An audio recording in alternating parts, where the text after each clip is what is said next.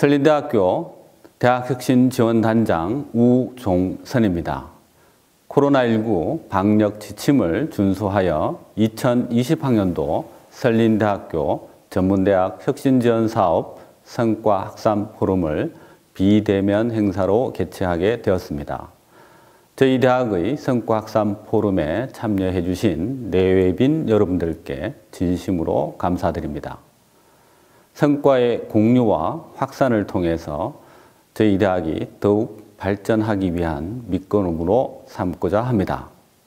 지금부터 2020학년도 설린대학교 전문대학 혁신지원사업 성과확산 포럼을 시작하겠습니다.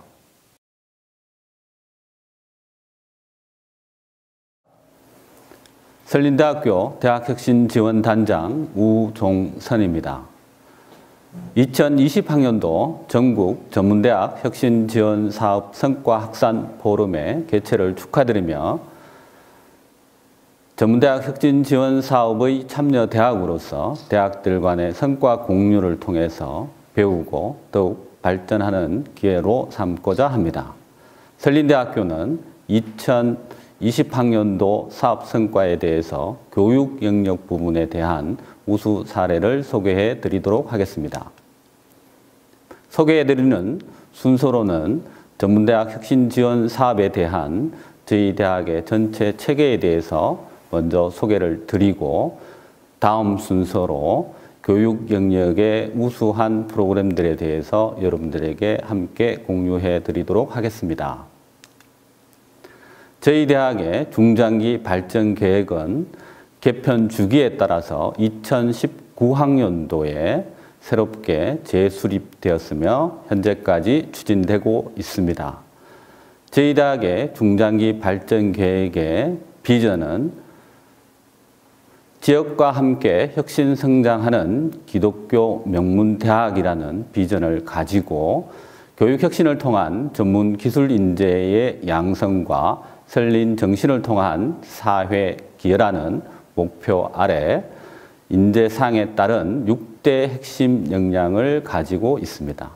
이러한 학생들의 핵심 역량을 향상시키기 위해 저희 대학의 전문대학 혁신지원 사업은 미래사회 수요 맞춤형 전문 기술 인재를 키우는 호프에듀 교육혁신입니다. 호프에듀는 방대한 전문대학 혁신지원 사업의 프로그램들을 추진하기 위한 전략적인 틀로서 인성 역량 중심 교육, 현장 중심형 산학 일체형 교육, 학생 종합 역량 지원, 미래형 교육 인프라를 나타내는 전략적인 틀이 되겠습니다. 대학 중장기 발전 계획과의 연계성을 말씀드리면 저희 대학의 중장기 발전 계획은 5대 발전 영역에 대해서 13개의 전략 과제와 26개의 관리 과제 그리고 58개의 실행 과제를 가지고 있습니다. 이에 대해서 전문대학 혁신 지원 사업은 중장기 발전 계획의 3대 혁신 영역에 대해서 전략 과제의 8개, 관리 과제에 대해서 16개, 실행 과제에 대해서 36개를 연계시켜서 종합적으로 추진하고 있습니다. 이러한 전문대학 혁신지원 사업의 성공적인 추진을 위해서 중점적으로 투입 요소로서 관리되고 있는 것은 슬라이드 우측에 보시는 바와 같습니다.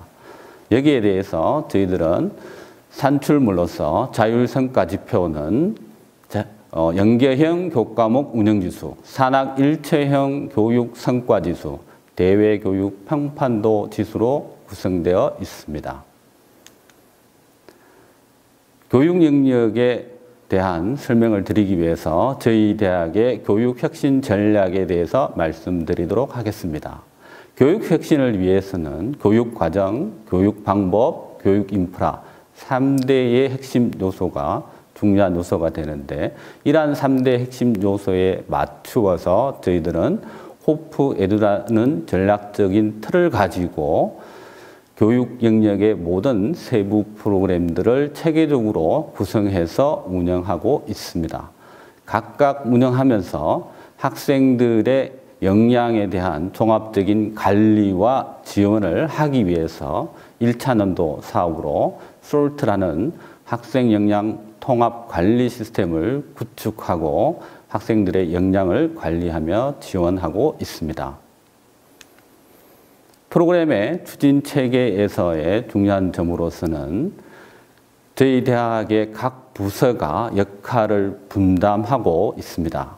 여기에 따라서 PDCA 사이클이 적용되고 있고 2019학년도에 전문대학 혁신 지원 사업의 성과 평가를 바탕으로 각 세부 프로그램의 최종 목표, 즉 완성도를 높이기 위해서 2020학년도에는 중점적으로 중간평가를 실시를 하고 중간평가 결과를 피드백해서 완성도를 높이기 위해서 중점적으로 노력하고 있습니다. 다음으로는 구체적인 교육 영역의 우수 사례에 대해서 3가지를 말씀드리게 될 텐데요. 이번 슬라이드에서는 2가지를 소개해 드리도록 하겠습니다.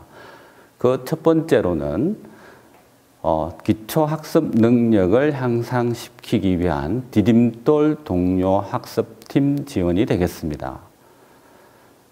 입학 자원의 감소에 따라서 지방 중소도시에 소재하고 있는 저희 대학의 입장에서 보면 현장에서 산업체 현장에서 요구하고 있는 역량 수준을 달성하기 위해서 저희들이 많은 교육이 필요한데 우리 학생들의 학력이 저하됨에 따라서 각 많은 대학에서 함께 고민하는 부분이겠지만 기초학습 능력 그리고 전공 기초 능력을 향상시키기 위해서 많은 고민들을 했고 저희 대학에서도 피어 멘토링을 통해서 학생들의 참여도를 높이고 기초학습 능력을 향상시키기 위한 노력을 해오고 있었습니다. 특히 올해는 코로나19에 따라서 코로나의 방역 지침을 준수하면서 이 피어 멘토링에 대해서 저희들도 대면과 비대면 활동을 혼합해서 진행할 수밖에 없었고요. 이렇게 진행하면서 저희들이 중간평가를 통해서 확인한 결과 멘토들을 위한 사전 교육 만족도라든가 또 활동을 수행하면서 필요하게 된 소규모에 대한 활동 공간에 대해서 방역에 대한 불안감 등이 노출되어서 개선 사항으로 저희들이 파악하게 되었습니다. 이러한 개선 사항에 대해서 저희들이 프로그램 과정 중에 즉각적으로 액션을 취해서 여러 가지 OT에 대한 새로운 자료라든가 오프라인에 대한 학습 자료 제공이라든가 여러 가지 활동들을 수행하게 되었고 또 방역이 잘 되고 있는 저희 대학 내에 디딤돌 학습팀들이 소규모 활동을 할 수 있는 공간 등을 제공함으로 해서 최종 결과로 보시면 OT에 대한 만족도도 다시 향상이 되고 프로그램 최종 만족도 역시 5점 만점에 4.4점으로 향상이 되게 되었습니다. 또한 이러한 그 학습팀들에 대해서 관련 부서에서 또 종합적인 지원과 관리를 통해서 학생들의 참여도가 향상되고 또 기초학습 능력과 전공 기초 능력이 향상되는 효과를 거두어서 매우 고무적인 결과라고 생각하고 있습니다. 또 하나의 소개해드릴 프로그램은 창업 역량 캠프가 되겠습니다.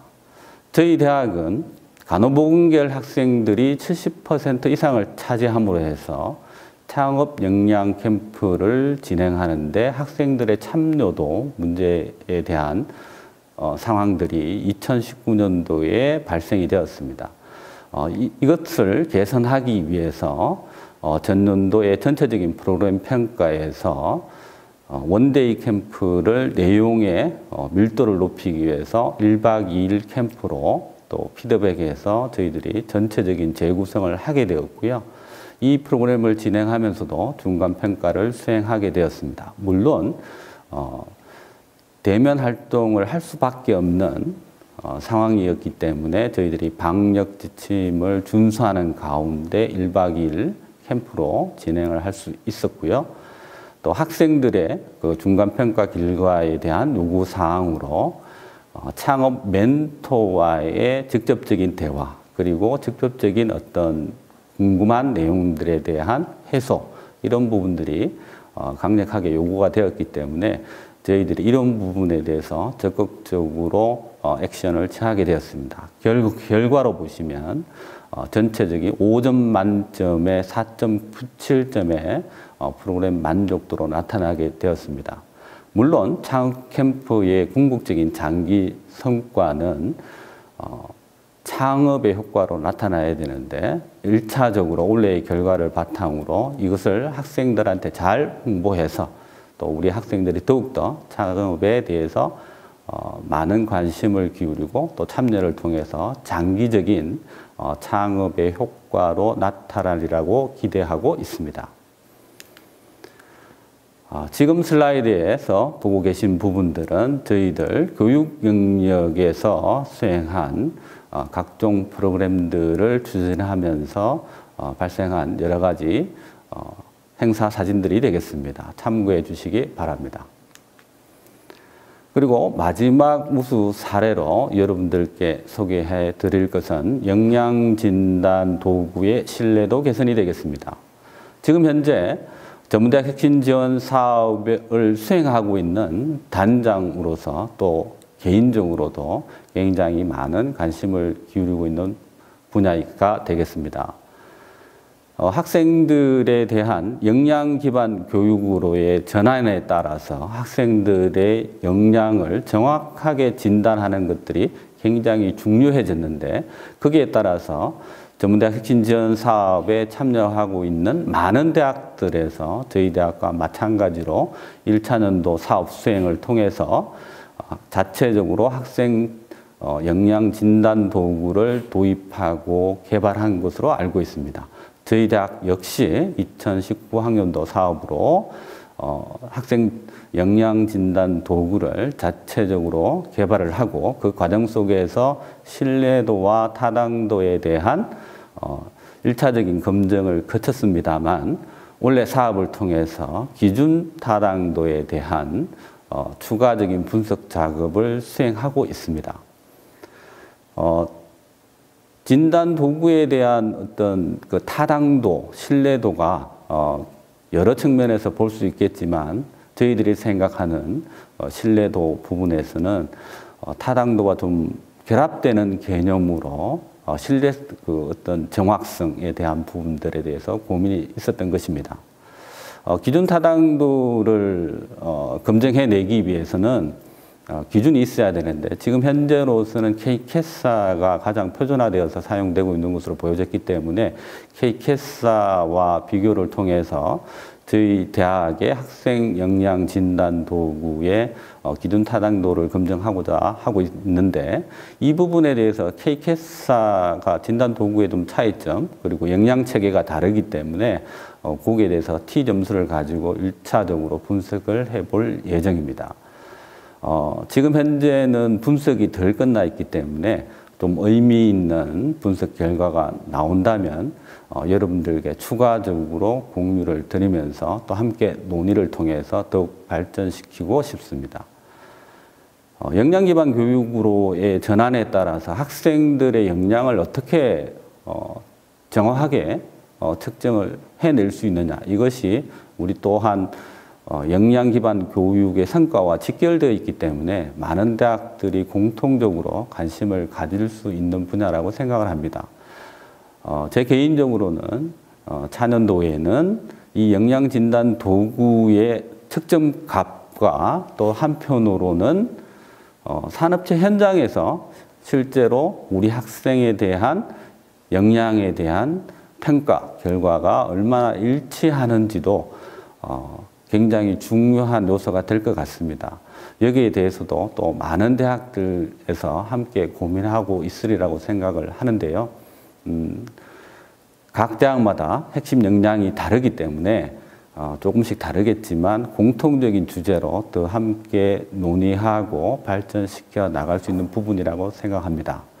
따라서 많은 대학들에서 관심을 가지고 계시다면 많은 지도 편달을 통해서 함께 더욱더 발전시켜 나갈 수 있었으면 좋겠습니다.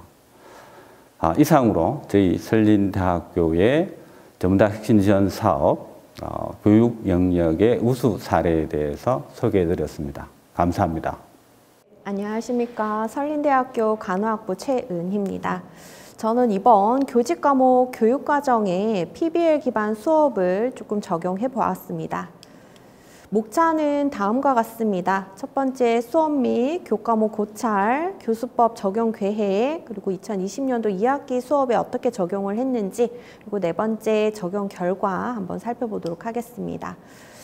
저번 학기 2019년도 2학기 교직 수업에서 교육과정인 경우에 이론 중심 수업이다 보니까 수업 내용 자체도 학생 참여보다는 교수자 주도형의 이론 중심 형태의 수업들이 이제 진행이 되어졌습니다. 그래서 교육과정의 개념, 필요성, 변천사, 그리고 개발 모형이나 개발 평가는 어떻게 이루어지는지에 대한 수업 전반적인 내용들이 이제 이론에 조금 초점을 두고 있었습니다.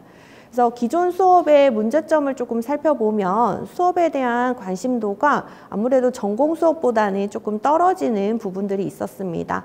그러다 보니 학생들이 예습 및 복습이 이제 제대로 이루어지지 못했고, 그래서 수업 중에는 수업에 대한 이해도와 참여도가 현저하게 낮게 나타났습니다.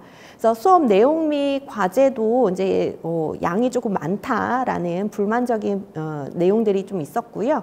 그리고 마지막으로 총괄평가에서 이제 아무래도 이렇게 교수자가 원하는 성취도까지는 도달하지 못하는 이제 좀 낮은 성취도가 나타났습니다. 그래서 이런 그 PBL 수업들을 조금 적용하기 위한 목적들을 좀 세워봤는데요. 그래서 수업에 대한 관심도를 향상시키기 위해서, 그리고 학습에 대한 동기부여를 조금 부여하기 위해서 학생 중심의 수업들을 진행하는 경우를 이제 좀 반영을 해보았고요. 그리고 학습 성과 향상과, 그리고 궁극적으로는 실무에, 그리고 실생활에 좀 적용할 수 있도록 PBL 수업의 방향성을 잡아보았습니다. 그래서 적용 계획을 살펴보면은요, PBL 수업을 통해서 자기주도 학습 능력과 문제 해결 능력들을 향상시키기 위해서, 그리고 의사소통이나 협력, 비판적 사고 기술력을 향상시키고, 그다음에 마지막으로 학생들이 사회적인 능력들을 좀 향상시키기 위해서 PBL 수업들을 적용을 할 계획을 세웠는데요. 그래서 PBL이라는 건 프로젝트 베이스드 러닝, 프로블럼 베이스드 러닝이라고 하기도 하는데요.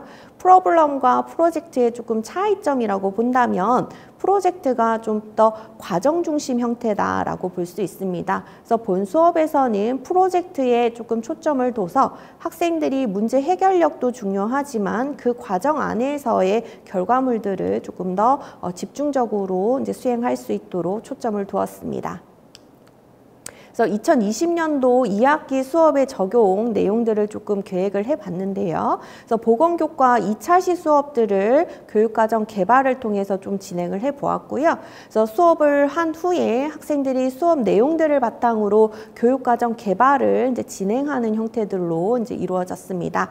그래서 원래 수업들이 이제 대면 수업으로 진행될 예정이었으나 이제 비대면 수업으로 바뀌게 되면서 교육과정들을 우리가 개발하는 내용들을 교수자와 학생들 1대1로 진행하는 것이 아니라 전체 학생들이 같이 공유하고 피드백을 받을 수 있도록 네이버 밴드를 활용을 해서 조금 이용을 해보았습니다. 그래서 이런 과정 속에서 다른 학생들이 교육과정 개발을 어떻게 했는지 참고도 할 수 있고, 그다음에 질문이나 이제 이런 부분들을 또 이렇게 쌍방향적으로 이제 이루어질 수 있도록 계획을 했습니다. 그래서 적용 계획의 전체적인 시나리오는 다음과 같습니다. 그래서 기본 단계 사전 활동에서부터 문제 제시, 그다음에 모둠 해결 계획, 그다음에 자기주도 학습, 그다음에 결과는 어떻게 업로드하는지, 그런 결과에 따라서 성과, 평가를 어떻게 하는지에 대한 일련의 절차에 따라서 PBL 수업 모형을 이제 계획을 했고요. 그래서 요 모형과 관련된 내용들은 이제 적용 사례에서 조금 더 자세하게 설명을 드리도록 하겠습니다.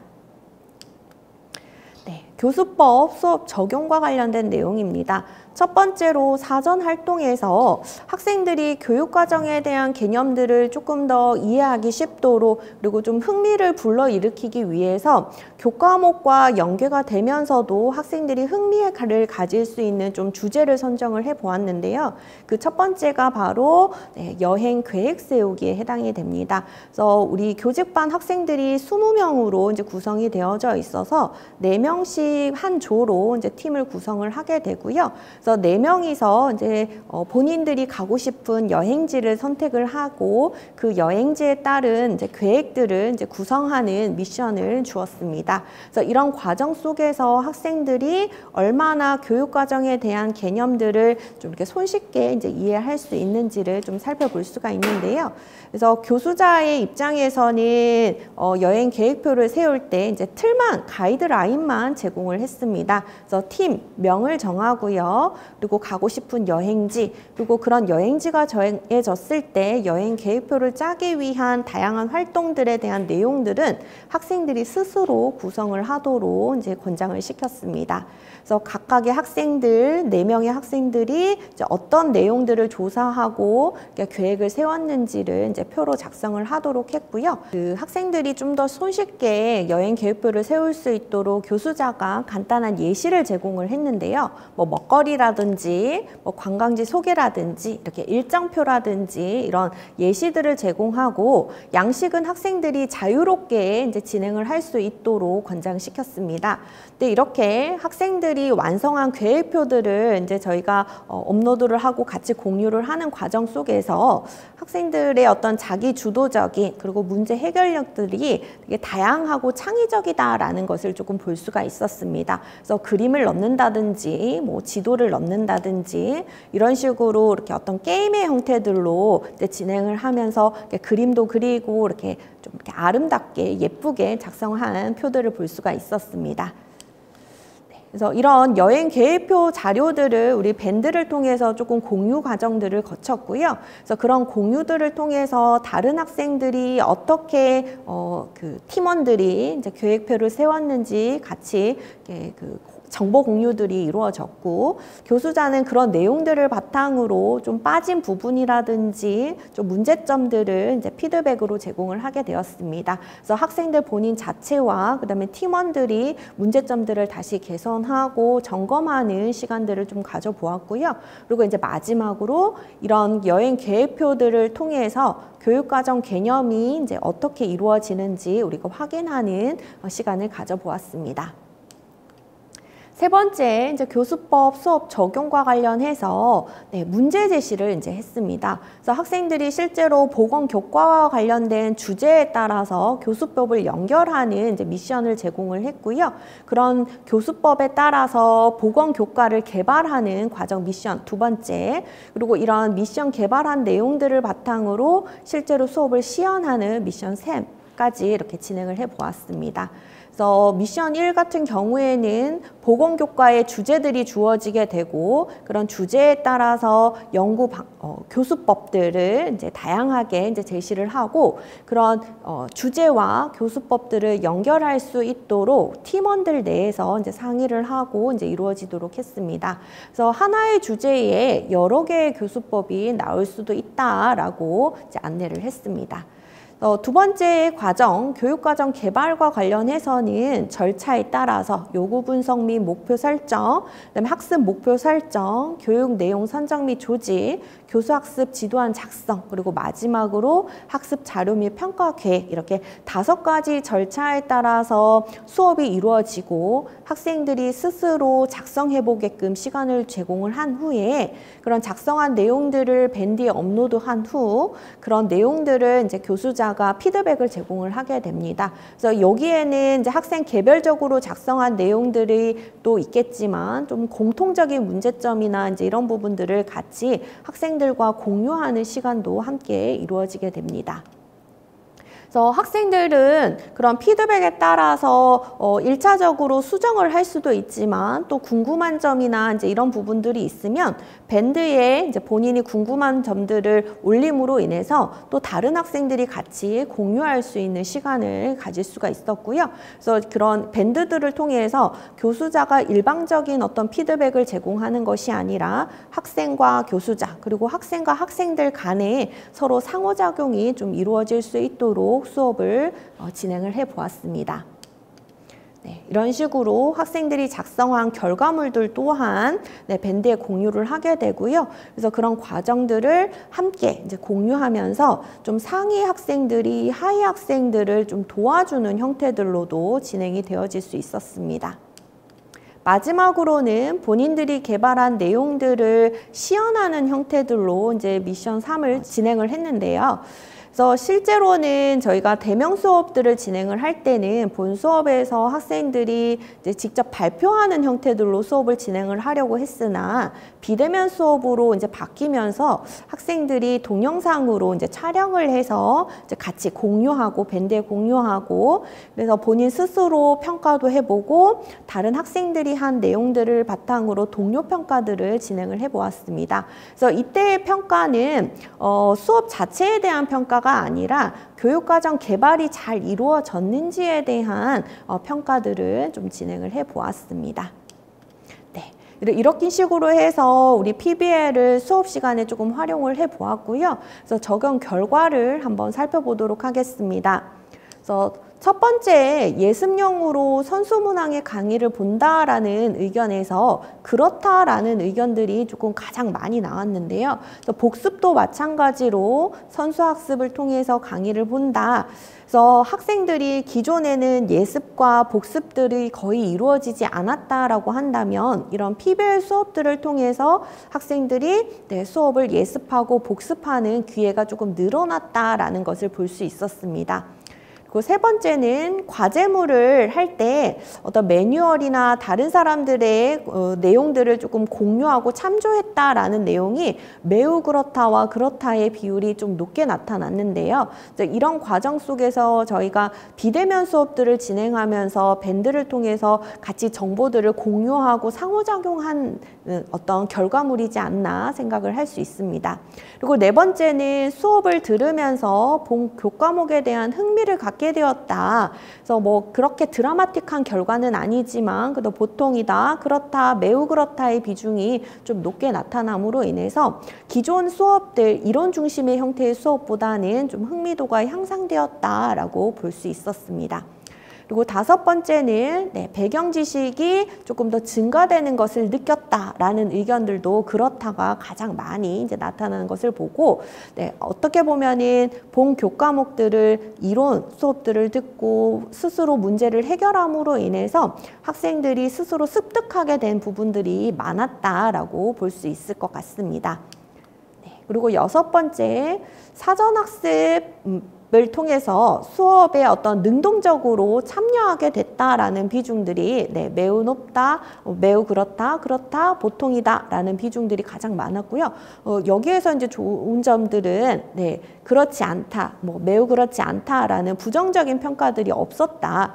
그 말은 학생들이 능동적으로 그리고 자기주도적으로 수업들을 할 수 있었다. 좀 장점적인 부분이다라고 볼 수가 있겠습니다. 그리고 마지막으로 본 교과목에 대한 앞으로 어떻게 할 거냐에 대한 질문을 해보았는데요. 꾸준히 시간을 투자하겠다라는 의견에서 좀 긍정적인 평가가 이루어진 것을 보고 어떤 이런 교직 수업들이 간호학과 내에서 이론 수업이었지만 학생들의 PBL을 통해서 조금 더 흥미를 가지고 좀 재미있어 하고 그 앞으로도 관심을 가질 것이다 라는 좀 긍정적인 평가를 얻었다라는 결과를 도출하였습니다. 여기까지 PBL 기반 교육과정 개발 수업을 적용한 사례를 발표했습니다. 감사합니다.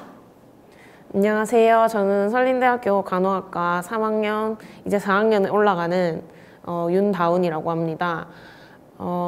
이번에 그 핵심 역량 포트폴리오에서 제가 최우수상을 받게 되어서 이렇게 제가 어떤 식으로 진행을 했는지에 대해서 설명을 해드리려고 이 자리에 나왔습니다. 제 포트폴리오를 보시면 처음엔 표지가 있고 요 옆에 보시면 그 목차가 있는데요. 저는 목차를 5가지로 나눠서 제 자신에 대한 이야기, 그리고 두 번째로는 제 교육 방식, 그러니까 제 공부에 대한 이야기, 그리고 세 번째는 학교 생활에 대한 이야기, 네 번째는 제 흥미나 취미에 대한 이야기, 그리고 5번째는 제 의견을 마무리를 해서 이렇게 만들어 보았고요. 이렇게 보시면 저에 대한 그 소개와 제가 어떻게 하면 이 프로그램을 이끌어 나갈 것인가에 대한 그 간단한 그 포부 같은 게 적혀 있어요. 그래서 저는 이 프로그램을 통해서 저 자신에 대해서 되돌아보는 시간을 가졌고, 이 마이셀프 요 구간에서는 제 이력서와 자기소개서를 써보는 그 활동을 통해서 취업에 대해서 필요한 부분이 어떤 건지에 대해서 한번 확인하고 부족한 부분을 점검하고 경험할 수 있었던 그거를 따로 이렇게 요약을 해서 만들어 보았습니다. 그래서 보시면 요 옆에 보시면 제 사진이 있고요. 제 관심사가 있고, 이제 제가 어떻게 여태까지 이 학교에 들어오게 됐고 뭐 그런 것을 간단하게 이렇게 요약한 부분이 있고요. 그리고 여기 보시면 제 핵심 역량에 대해서 제가 어떤 부분이 강하고 어떤 부분이 취약한지에 대한 그 그래프를 같이 첨부를 해서 제가 어떤 부분에 강하고 어떤 부분에 약한지 한 번 더 되돌아볼 수 있는 계기를 가졌던 것 같습니다. 그리고 제 성격에 대해서도 한번 테스트를 해봤는데요. 요즘 많이들 하는 그 성격 유형 검사 MBTI라고 있는데요. 그래서 그거를 통해서 제가 어떤 부분이 약한지에 대해서 한 번 더 되돌아보는 계기가 되었습니다. 그리고 이제 제 공부에 대해서 했던 파트는 이제 제가 지금 4학년이 올라가고 1학년 때부터 3학년 때까지 했던 수업 내용 중에 어떤 것이 가장 즐거웠고 어떤 과제를 했고 그런 부분에 대해서 제가 추려가지고 첨부를 해서 제출을 했는데요. 저는 일단 이번에 그 온라인 강의를 통해서 많은 시간을 이 학교에서 보냈는데, 그 온라인 강의하는 부분에서 이제 한 강의 끝나고 한 강의를 요약을 해서 어떤 부분을 더 중요하게 봐야 되는지에 대해서 공부를 열심히 했던 것 같습니다. 그래서 이쪽에 보시면 이렇게 여러 가지 제가 했던 워크시트들이 첨부되어 있고요. 학교 생활 파트로 넘어가면 제가 대학교를 한 번 갔다 오고 지금 2번째 또 대학을 다니고 있는 거라서 어떻게 하면 학교 생활을 좀 더 열심히 그리고 알차게 할 수 있을지에 대해서 고민을 되게 많이 했던 것 같아요. 그래서 1학년 때는 굉장히 적응하는 데 어려움이 있었고 1학년 1학기 때는, 그래서 2학기 때부터 좀 더 이제 의욕을 갖고 학교에 필요한 일들을 많이 해보고자, 제 취업에 도움이 되는 일들을 많이 해보고자 여러 가지 프로그램에 참여를 많이 했었는데요. 그래서 보시면 그 하나하나 프로그램이마다 다 점수가 다 달라요. 그래서 뭐 어떤 부분은 창의 파트가 있고 어떤 부분은 뭐 리더십 이런 게 있기 때문에, 그래서 제가 그런 거를 따로 앞에 표시를 해가면서 어떤 부분을 향상시킬 수 있었는지에 대한 그 그래프를 첨부해서 이렇게 만들어 보았습니다. 그래서 제가 2학년 때부터 했던 활동 중에는 창업 경진대회가 있고요. 제가 2학년 때부터 3학년 때까지 창업 경진대회를 통해서 여러 가지 발표도 하고 수상을 한 경력도 있습니다. 그래서 제가 이렇게 했던 아이디어를 냈던 상품이고요.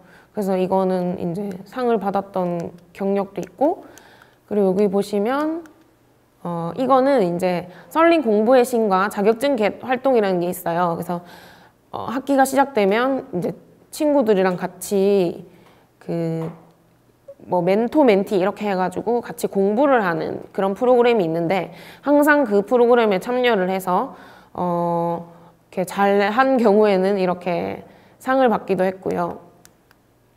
그리고 이제 제가 올해 들어서 이 핵심 역량 포트폴리오를 준비하기 위해서 제가 그동안 참가하지 않았던 프로그램에도 많이 참가를 했는데 그게 바로 이 상담 프로그램입니다. 그 전에는 사실 상담이라고 하면 그냥 시간이 부족해서 많이 관심을 못 가진 부분이기도 한데 이번에는 특별히 제가 이 공모전을 통해서 어떤 부분을 좀 더 제 영역에 그 역량에 확장시킬 수 있을까 고민하다가 이 부분을 좀 더 보강하게 되었는데요. 그 달리다쿰 또래 상담이나 미술 집단 치료 활동을 통해서 협업과 문제 해결 그리고 의사소통 창의 역량을 기를 수 있었습니다. 그리고 이제 명칭 공모전이나 수기 공모전 그리고 독후감 경진대회 등의 활동을 통해서 창의 역량을 기를 수가 있었습니다. 그래서 여기 보시면 역량 독후감 공모전도 있고 그리고 이제 통합 성과 관리 시스템 명칭을 공모해서 이제 제가 상을 받은 적도 있고요. 그리고 이제 이거는 슬기로운 온라인 강의 생활이라고 이번에 비대면 강의를 함에 있어서 한 학기를 다 마치고 어떻게 공부를 해왔는지 느낀 점에 대해서 쓰는 그런 공모전이었습니다. 제 취미 생활을 다룬 부분도 있는데 그 부분은 개인적인 부분도 있고 해서 그 부분은 PPT에 따로 넣지는 않았고요. 그냥 뭐 제가 미술 그림을 그린 그런 부분이나 아니면 영화를 보고 느낀 점이나 뭐 그런 부분에 대해서 따로 정리를 해서 이 포트폴리오에 첨부를 하였습니다. 그리고 마지막으로 저의 의견이나 제가 이 포트폴리오를 작성하면서 어떤 것을 느꼈고 어떤 것에 좀 더 강화해야겠다고 생각을 하게 됐는지에 대해서 이 부분을 통해서 제가 따로 적게 되었고요. 이번에 이 포트폴리오를 만들면서 어떤 부분이 좀 더 열심히 했고 어떤 부분이 제가 부족했는지에 대해서 확실하게 알 수 있는 기회가 되어서 아주 좋았던 것 같습니다. 이게 마지막 페이지고요. 이제 제가 마지막으로 감사합니다 이렇게 마무리를 하면서 포트폴리오를 완성을 했고 이 결과를 토대로 제가 이번에 최우수상을 받게 됐어요. 그래서 굉장히 많은 축하를 받았고 그리고 이제 그 노력이 저도 굉장히 노력을 많이 했거든요. 왜냐하면 이게 제가 3학년이다 보니까 실습도 있었고 학교 공부도 따라가야 됐으니까 이게 너무 시간적으로나 심적으로는 잘해야 된다는 부담감이 있어서 약간 힘들었기도 하지만 어떻게 잘 마무리를 해서 이렇게 큰 상을 받을 수 있게 돼서 정말 감사하다는 생각이 들고요. 이번 이 포트폴리오를 통해서 좀 더 학생들이 자발적으로 참여할 수 있는 프로그램들이 많아졌으면 좋겠다는 생각이 들었고 이런 계기를 통해서 역량을 강화시킬 수 있어서 정말 좋은 기회였다고 생각합니다. 많은 학생들이 있지만 사실 이런 프로그램에 참여하는 학생들은 하는 학생들만 계속 하는 경향이 있거든요. 그래서 저는 이런 계기를 통해서 좀 더 나도 할 수 있다는 생각을 가지고 학생들이 자발적으로 그리고 재미를 가지고 참여를 한다면 반드시 좋은 결과가 있을 거라고 생각하고요. 앞으로도 이런 프로그램이 많아져서 학생들의 역량을 강화시킬 수 있는 좋은 기회가 되었으면 좋겠습니다. 감사합니다. 네, 반갑습니다. 플리트러닝 교수 프리젠테이션을 할 간호학부 김필환 교수입니다.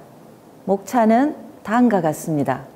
첫 번째 목차는 교수자에 대한 고찰, 그리고 교과목에 대한 고찰입니다. 자, 교수님들께서는 플리트러닝 운영을 하시면서 내가 생각하는 플리트러닝 수업의 변화는 갈로이다 라고 한번 생각해 보시겠습니까? 자, 자, 강의식 수업 방법 외에 다양하게 기여한다. 학습자의 학습 동기이다. 학생들 간 협력 기회이다. 교수자와 학생 간 상호작용이다. 학생들 간 상호작용이다. 수업을 대하는 생각이 바뀌는 것이다. 즉, 저는 생각의 전환이라고 생각을 해보았습니다. 자, 교과목에 왜 플리트 러닝을 적용해야 할까요? 자, 익히 알고 계시겠지만 사회 변화에 따라 교육은 진화합니다. 지식 정보 사회인 지식 창출, 정보 활용, 능력 교육인 3차 산업혁명, 창조 기반 사회인 4차 산업혁명인 창의 융합 교육을 요구하고 있습니다. 자, 다음에 슬라이드를 보시면 The Four Pillars of FLIP라는 기둥이 있습니다. 자, 기존의 4가지 기둥에서 요구하고 있는 융통성 있는 환경, 학습 문화에 대한 변화, 의도적인 학습 내용에 대한 구성, 체계적인 교수 설계가 필요하다고 익히 우리가 알고 있습니다. 자, 그러면 플리트 러닝의 핵심 요소는 과연 어떤 내용을 담고 있을까요? 효율적인 교수 학습에 대한 방법, 학습 문화 변화, 유연한 수업 환경, 의도한 내용, 전문성을 갖춘 교수자가 필요하다고 생각이 됩니다. 자, 따라서 플리트 러닝에 대한 절차, 다시 얘기하면 프리 클래스, 인 클래스, 애프터 클래스를 따르더라도 수업을 교수자가 중심이 되어서 진행한다면 플리트 러닝은 수행하지 않는 것과 같다라고 호남대학교 김은하 교수님께서 논문에서 발표를 하셨습니다. 자, 우리는 이 플리트 러닝에 대해서 많은 고민들을 지금 하면서 교수법 적용 계획을 하는 것으로 계획을 하고 있습니다. 자, 그러면 다음과 같은 교수법 적용 계획을 하기 위해서 먼저 자료 수집을 해보았습니다. 자, 첫 번째, 본대학 간호학부 교육 특성에 대해서 살펴보면 인성 봉사형 인재, 전문 실무형 인재, 미래 지향형 인재상을 요구하고 있습니다. 그 상위에 국내 최고에 대한 인성, 융합 교육에 대한 대표 대학으로서 발돋움을 하고 있습니다.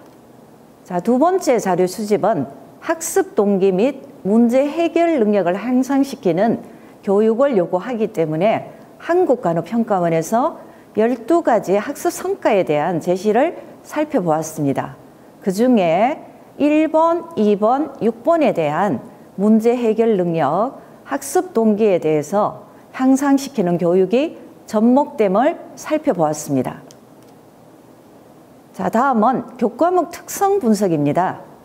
자, 2학년 1학기, 2학년 2학기 커리큘럼을 분석하면서 기본간호학 1, 기본간호학 2 실습, 기본간호학 2 교과목에서 2학점 2시수에서 1학점 1시수를 페어하면서 제가 담당한 1학점 1시수의 플리트 러닝 운영을 15주차수 6차수의 플리트 러닝 운영을 하였습니다. 자, 다음은 학습 환경 특성 분석에 대해서 자료 수집을 해본 결과 다음 슬라이드에서 보시다시피 401호, 402호, 403호, 404호, 405호에 대한 비품에 대한 분석을 해보았습니다. 자, 다섯 번째는 학습자 특성 분석을 한 결과 본 교과목을 수강하는 학습자가 총 270명이었습니다. 그 중에 플리트 러닝 교수법 경험을 해본 적이 있는가에 대한 질문에서 91.9%가 플리트 러닝 경험이 없다라고 답을 하였습니다. 자, 교수님들도 느끼시겠지만 우리가 전통직 수업을 하다 보면 학생들은 전통식 수업을 고집하면서도 새로운 교수 방법을 적용한다는 거에 부담감을 느끼고 있습니다. 하지만 학생들은 강의식 수업을 원하면서도 강의식 수업만 한다면 잠만 자는 모습을 보지 않으셨을까요? 그래서 우리 교수자는 변화하는 어떤 교수법이 적용이 또 필요하다는 생각이 듭니다. 여섯 번째는 교수자에 대한 요구 분석이 필요해서 자료 수집을 해보았습니다. 학생들의 학습 동기를 높이고 자기 스스로 주도 학습을 이끌어갈 수 있도록 학습의 효율성을 높이는 수업이 필요하다고 분석을 해보았습니다. 제가 이번 학기에 원브릿지 설계 모형을 위한 자료 수집을 통해서 제 나름대로의 플리트러닝 운영을 하였습니다. 먼저 원브릿지 설계 모형을 위한 페어 학습법의 설계에 대한 이론적 배경은 다음과 같습니다. 전통적 수업과 PBL 수업을 비교해 보면 교수님들도 아시다시피 전통적 수업은 교수자의 어떤 강의로 이끌어지는 거고 PBL은 문제 해결에 위주를 두고 학생들이 그 문제를 해결하는 방법입니다. 다음은 실제 우리가 플리트러닝 아까 전에 4가지의 기둥축이 있었죠. 그 기둥축에 대해서 자료 수집을 해보았고 액션 러닝도 마찬가지로 학생들에게 과제를 제시하고 그 과제를 스스로가 해결할 수 있는 방법을 모색해 보았습니다. 직소 방법도 있죠. 직소 방법은 전문가 팀이 있을 수도 있고요. 팀원들이 거기에서 전문가가 되어서 각자의 학습된 내용을 가지고 토론을 해서 그거를 이제 요약해서 정리하는 어떤 방법이라고 할 수 있겠습니다. 페어 학습법에 대한 적용 원리에 대한 내용을 잠시 살펴보면 플리트러닝을 자료 수집한 결과 제가 생각하는 페어 학습법에 적용을 해본다면 이론적 지식, 사전 동영상이 여기에 해당이 될 수가 있습니다. 액션 러닝에 대한 적용 원리에서 페어 학습법은 교수자의 내용과 그 내용에 대한 원리를 가지고 문제를 해결하게 됩니다. PBL은 문제 해결 방법에 대한 원리를 가지고 있습니다. 교수자가 먼저 그 문제에 대한 해답을 주는 게 아니고 학습자가 스스로 짝과 함께 때로는 팀워크를 이루어서 그 문제를 해결하는 방법의 내용입니다. 원브릿지 교수 학습 모형에 대한 개발과 적용 절차에 대해서 설명을 드리겠습니다. 먼저 저는 분석을 해보았습니다. 2020년 7월부터 분석을 했고 약 2달간의 기간이 소요가 되었습니다. 다음은 디자인, 설계를 해보았습니다. 교수 설계를 하면서 이때 좀 특이한 점은 교과목 계획을 하고 난 다음에 그 교과목 전문가에 대한 감수를 받았습니다. 그 감수를 받은 결과 그 피드백을 통해서 다시 한 번 더 강의 계획서를 설계할 수 있었습니다. 다음은 개발 단계였습니다.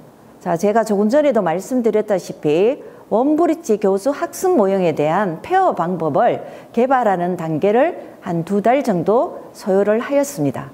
그리고 학생들에게 마지막으로 수행 단계로서 적용을 해보았습니다. 원브릿지 학습 모형의 페어 학습법의 단계는 첫 번째, 사전 방문 학습 단계인 프리비짓 활동지입니다. 두 번째 단계는 액티브 러닝 팀 토의 단계입니다. 세 번째 단계는 리비짓 사후 학습 단계입니다. 네 번째 단계는 에발루에이션 각종 활동지에 대한 평가입니다. 물론 학습자와 교수자의 각각의 특성을 학생들에게 상세하게 오리엔테이션을 하고 그 내용들을 숙지하였습니다. 플리트러닝 적용 교수 설계에 대한 전략을 살펴보도록 하겠습니다. 먼저 플리트러닝 적용 강의 계획서의 작성은 다음과 같습니다. 교수님들이 참고하셔서 한번 보시면 좋을 것 같고요. 다음은 주차별 강의 계획서를 파트너의 이론적 근거에 준해서 작성을 해보았습니다. 예시로 하나를 보신다면 P 단계부터 R 단계가 있습니다. 자, P 단계는 조금 전에 우리가 3단계 중에 자, 비포 클래스에 들어가겠죠. 그러면 제가 산소화에 대한 요구에 대한 주제를 가지고 진행을 했기 때문에 P 단계는 체순환과 폐순환의 원리, 가스 교환에 대한 원리에 대한 영상을 공개하였습니다. 자, A 단계는 우리가 어세스먼트 사정 단계입니다. 조금 전에 소개한 프리비짓 활동지를 확인해서 작성을 하게 됩니다. 자, R 단계는 이 클래스 시험 관리를 활용한 패키지를 수행하였습니다. 자, T 단계에서 하브루타 러닝 활용을 통해서 가스 교환 원리에 대한 짝 활동이 이루어졌습니다. 자, N 단계에서는 제가 핵심 요약에 대한 강의가 제공되었습니다. 자, 이 단계에서는 짝 활동을 통해서 질문 만들기에 대한 요소에서 각각의 발표를 통해서 피드백을 주는 시간이었습니다. 마지막으로 R 단계에서는 리비짓 활동지를 통해서 학생들이 복습의 의미를 가졌습니다. 자, 강의 계획서를 계획하기 전에 다음과 같은 학습 성과에 대한 측정, 평가 계획이 필요합니다. 자, 교과목 교육 목표, 그에 따른 수행 준거, 수행 준거별 평가 항목, 평가 도구, 채점 기준을 미리 계획을 하셔야 됩니다. 자, 제가 예시로 짝 활동 채점 기준표를 제시해 두었으니까 참고해 주시면 되겠습니다.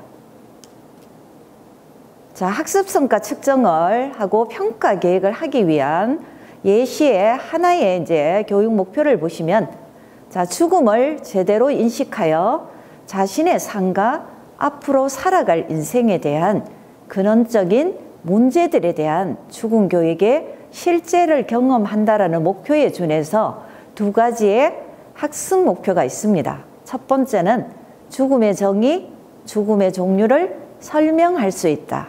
2번째, 죽음 교육의 실제를 확인 후 선택하여 작성할 수 있다입니다.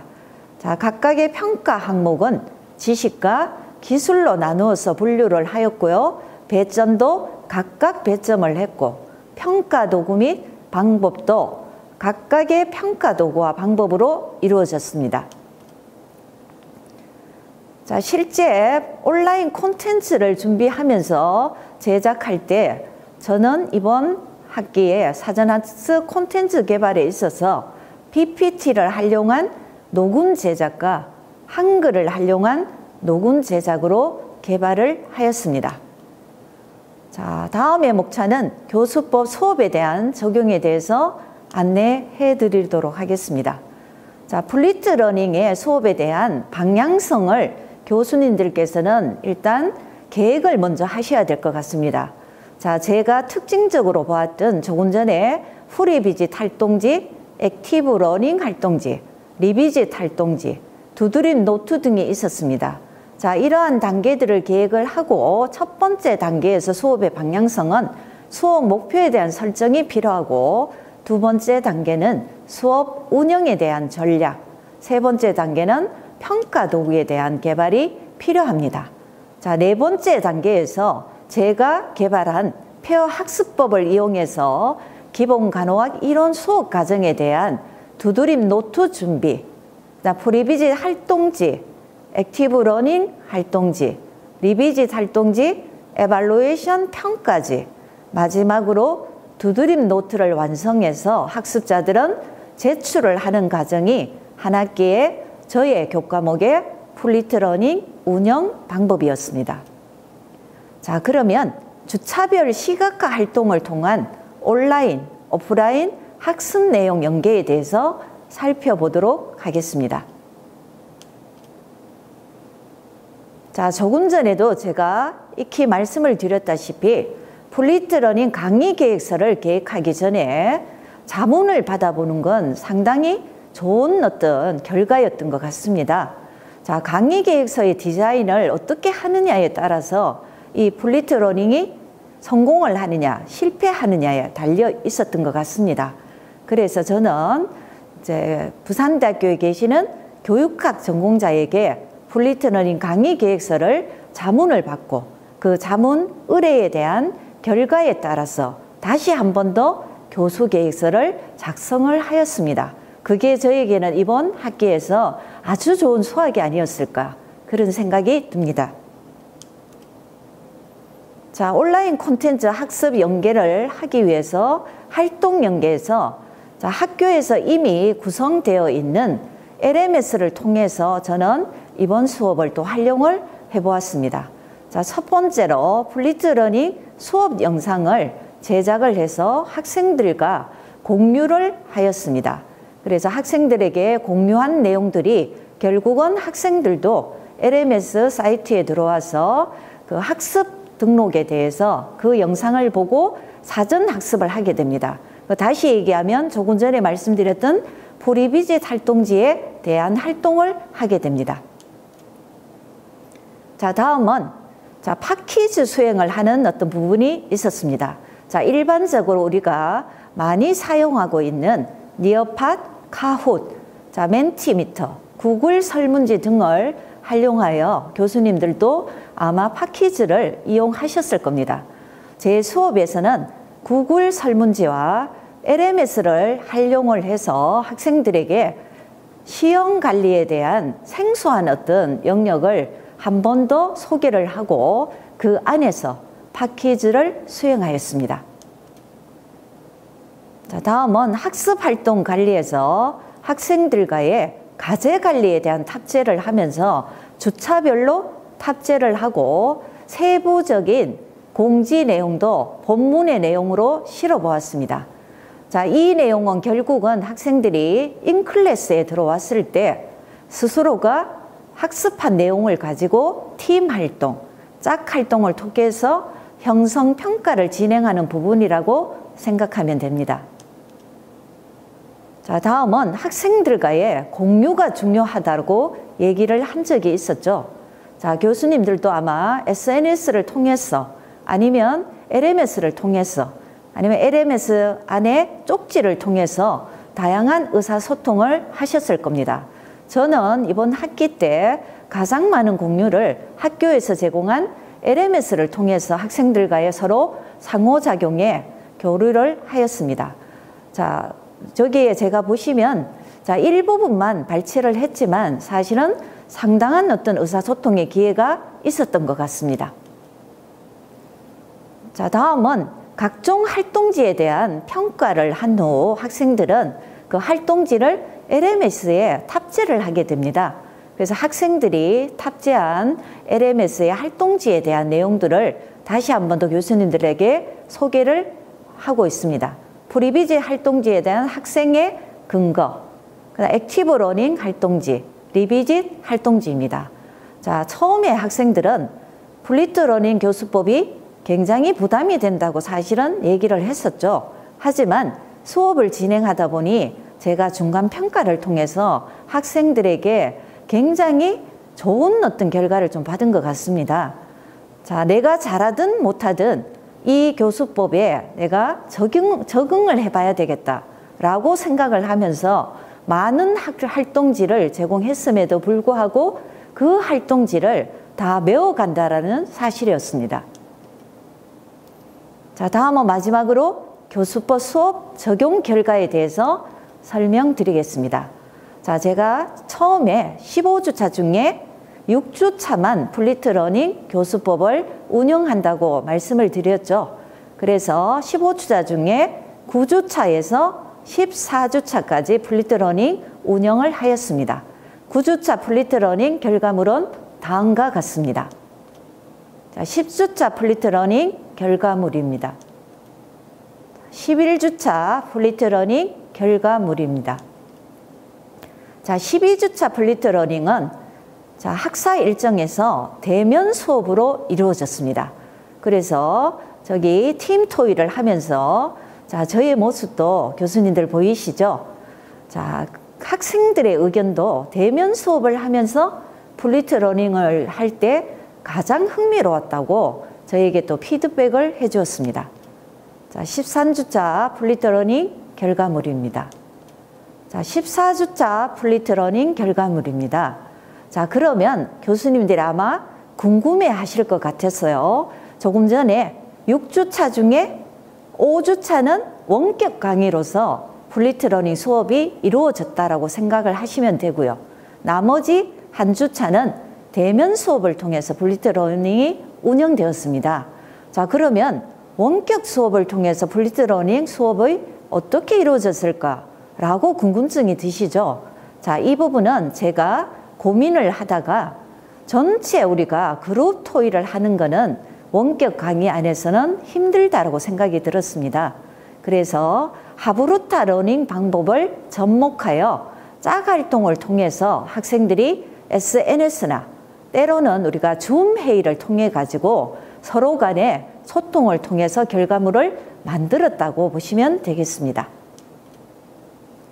자, 이제 마지막 이 수업을 통해서 학습자의 성찰에 대해서 제가 학습자들이 성찰한 내용을 가지고 의미 분석한 것을 발표를 하도록 하겠습니다. 첫 번째, 짝활동의 중요성을 알게 되었습니다.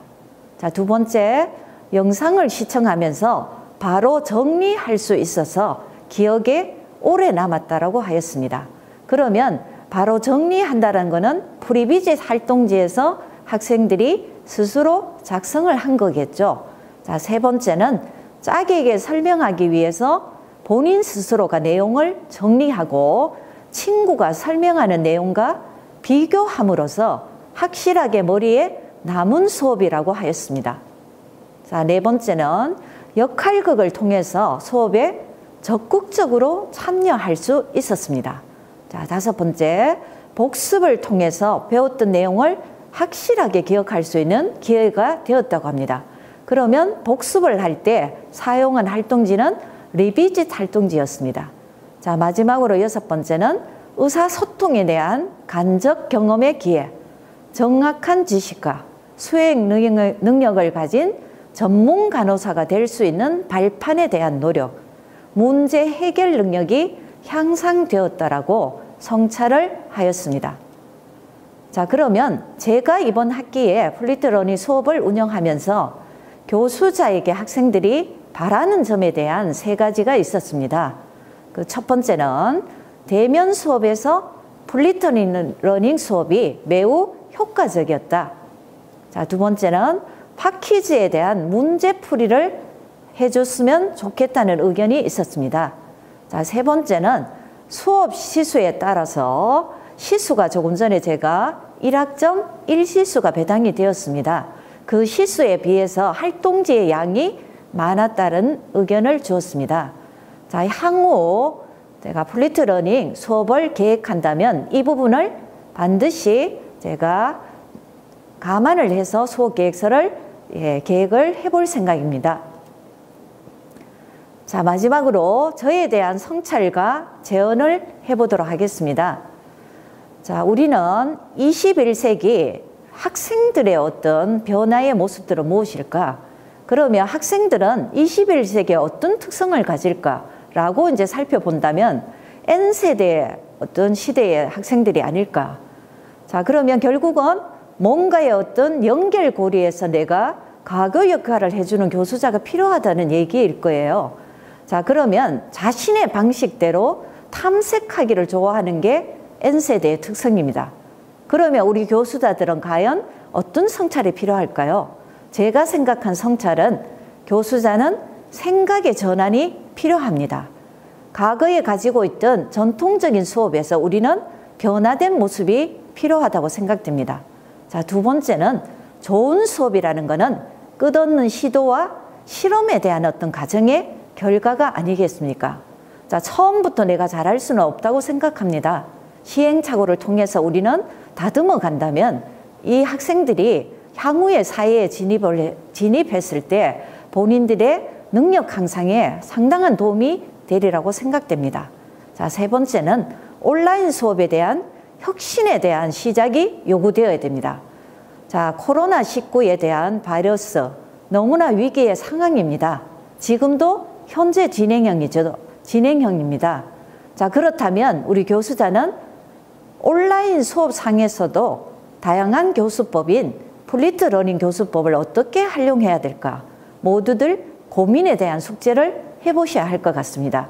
제가 수업을 운영하면서 플리트 러닝 수업이 원격 수업으로 5주차가 이루어졌다고 말씀드렸죠.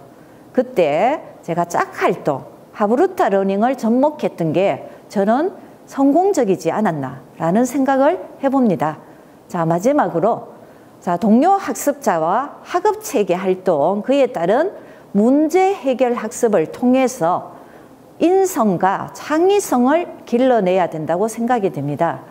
자, 우리 학교에 신망애라는 신념을 가지고 교육의 어떤 목표를 가지고 있다고 알고 있습니다.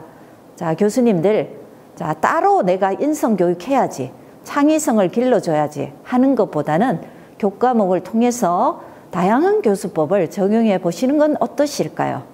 자, 이상으로 혁신교수법 프레젠테이션을 마치도록 하겠습니다. 청강해 주셔서 감사합니다. 안녕하십니까. 플립러닝에 대해 발표하러 나온 제철산업계열 1학년 최시혁이라고 합니다. 프로그램 참여 동기입니다. 제 자신에 대해 발전 가능성을 느꼈습니다. 플립러닝에 대하여 교수님께 처음 소개를 듣고 접하게 되었을 때 사전에 강의를 듣는 것과 토의, 발표 등의 참여형 수업이 늘어난다는 것에 대하여 무의식적으로 거부 반응을 느꼈습니다. 하지만 평소 공부법을 생각해 보니 강의를 듣고 복습하는 과정을 미리 준비하여 수업에 참여하게 되면 강의의 집중도와 활용도가 올라간다고 생각하여 참여하게 되었습니다. 프로그램 참여 내용입니다. 기존 방식의 수업과 플립러닝 수업의 방식을 비교한 것입니다. 기존 방식의 수업은 교수님의 강의를 수동적으로 듣고 반복하고 암기를 하는 위주의 방식이지만 플립러닝 방식의 수업은 수업을 미리 준비하여 조원들끼리 서로 발표를 하고 토론을 하여 고차원적인 접근을 할 수 있습니다. 강의 중심의 수동적 학습법과 학생 중심의 참여 수업법을 비교한 것입니다. 그림과 같이 플립러닝의 학생 중심의 참여 수업이 더욱 효과적인 걸 알 수 있습니다. 플립러닝 수업법의 장점입니다. 첫 번째, 재미가 있습니다. 교수님이 강의를 해주시는 것을 수동적으로 듣기보다는 학생들이 참여 중심의 수업을 통해 서로 발표를 하고 토의를 진행하는 도중에 서로 재미를 느낄 수 있습니다. 두 번째, 학습 성취가 분명합니다. 이것은 제가 플립러닝을 한 후의 변화입니다. 1학기에 비해 2학기의 학점과 자격증 개수가 늘어난 걸 알 수 있습니다. 세 번째, 공부 습관의 변화입니다. 플립러닝은 스스로 공부하는 공부법이기 때문에 플립러닝을 통해 공부를 하는 동안 다른 사람이 시키지 않아도 저 스스로 공부하는 습관을 들이게 되었습니다. 단점입니다. 사전 준비에 대한 중요성이 있습니다. 제가 속한 조원들이 발표에 대한 예습과 발표 준비를 해오지 않으면 수업에 대한 질이 떨어집니다. 그래서 저를 위한 그리고 조원을 위한 예습과 발표 준비가 필요합니다. 마지막으로 참여 후 느낀 점입니다. 처음에는 낯설었던 플립러닝 수업을 몇 주간 하고 나니 어느덧 일반 강의식 수업보다 플립러닝 수업의 방식이 익숙해져 다음 수업은 어떤 토의와 발표를 하게 될까 하는 기대감이 드는 동시에 수업을 할 때도 강의식 수업보다는 더 적극적인 참여를 하게 되었으며 수업에 대한 재미와 흥미를 느끼게 되어 좋았습니다. 플립러닝 수업 방식을 적용하는 수업이 증가하여 여러 수업을 효율적으로 배우면서 더더욱 이해하기 쉽게 배울 수 있는 환경이 만들어졌으면 좋겠다고 느끼게 되었고, 참여형 수업의 재미와 효율성을 직접 경험해보고 학습에 흥미를 느낄 수 있는 계기가 생긴다면 좋을 것 같다고 생각하였습니다. 이상 제철산업계열 1학년 최시혁이었습니다. 감사합니다. 먼저 제가 이 공모전을 참여하게 된 동기는 정말 사소한 이유 하나였습니다.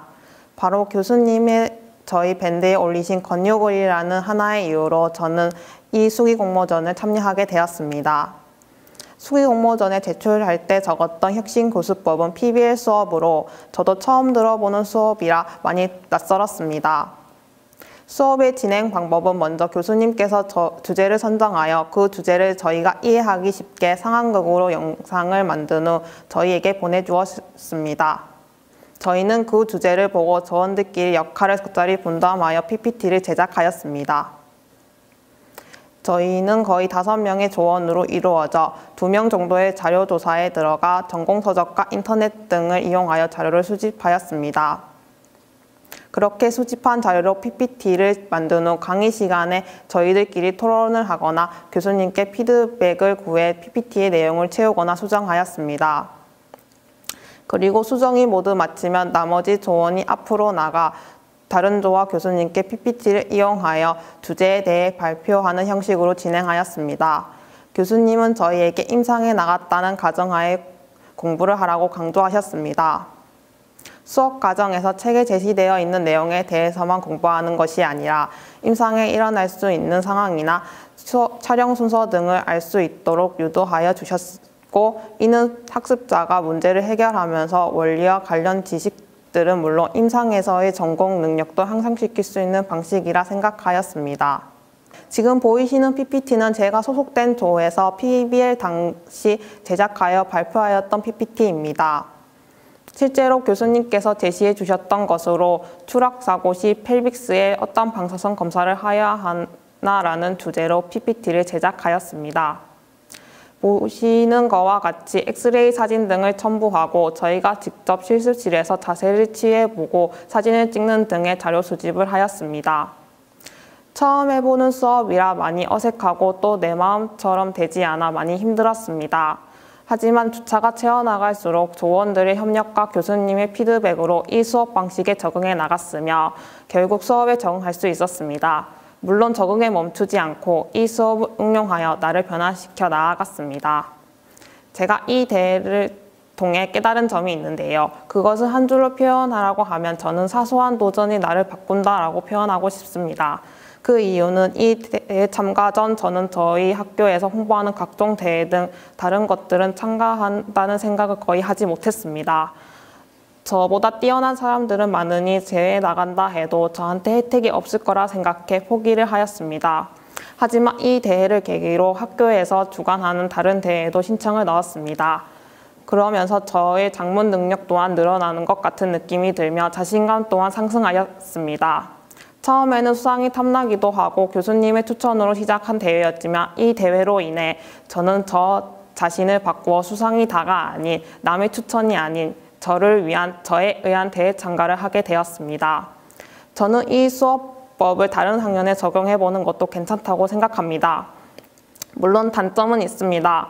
아무래도 조별이다 보니 학우들의 기여도가 고르지 않고 하던 사람이 하는 경향도 있지만 이런 단점은 충분히 극복 가능하며 이런 단점을 커버할 수 있도록 이 수업 방법은 실습이 중요한 과에는 좋을 것 같습니다. 먼저 이 수업 방법으로 교우관계 교수님과의 거리가 더욱 가까워졌으며 모든 학우들이 졸지 않고 수업을 들으며 수업 중 이해가 안 갔던 부분을 조원들이 설명을 해주어 이해하게 되는 경우가 있었습니다. 또한 나의 지식을 남한테 가르쳐주는 즐거움을 느낄 수 있고 나중에 PPT를 만들어야 하는 일이 생겨도 자신감 있게 할 수 있을 것 같다는 생각이 들었습니다. 저도 처음에는 이 수업 방법이 과연 잘 진행될지 의문이 많이 들었습니다. 하지만 막상 해보니 처음에는 어려웠지만 점점 주차가 늘어날수록 제가 생각지도 못한 효과가 저한테 찾아오는 것 같다는 생각이 들었습니다. 처음에는 어떻게 만들어야 하는지 막막했던 PPT가 이제는 능숙하게 제작할 수 있게 되었으며 초기에 먼저 선뜻하지 않던 역할 분담도 나중에는 각자 자연스럽게 분담하게 되었습니다. 초기에는 교수님의 질문에 아무도 대답하지 않았으나 이제는 거의 모든 학생들이 틀린다는 두려움을 극복하고 대답을 하여 교수님과 생각이 다르더라도 답을 말하려고 노력하였습니다.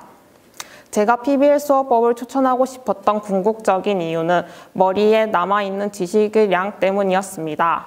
이 수업법은 일반 수업에 비해 머릿속에 많은 지식을 남겨줍니다. 강의를 여러 번 들어야지 머릿속에 들어왔던 것들이 PPT를 한번 만들었다고 머릿속에 들어와 있다는 사실이 너무 신기했습니다.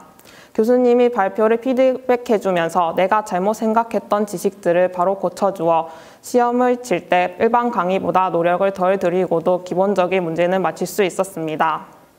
이 수업법은 말했듯이 단점들이 있습니다. 하지만 저 단점들보다 저는 장점이 더 크다고 생각하며 저는 이 수업법을 신입생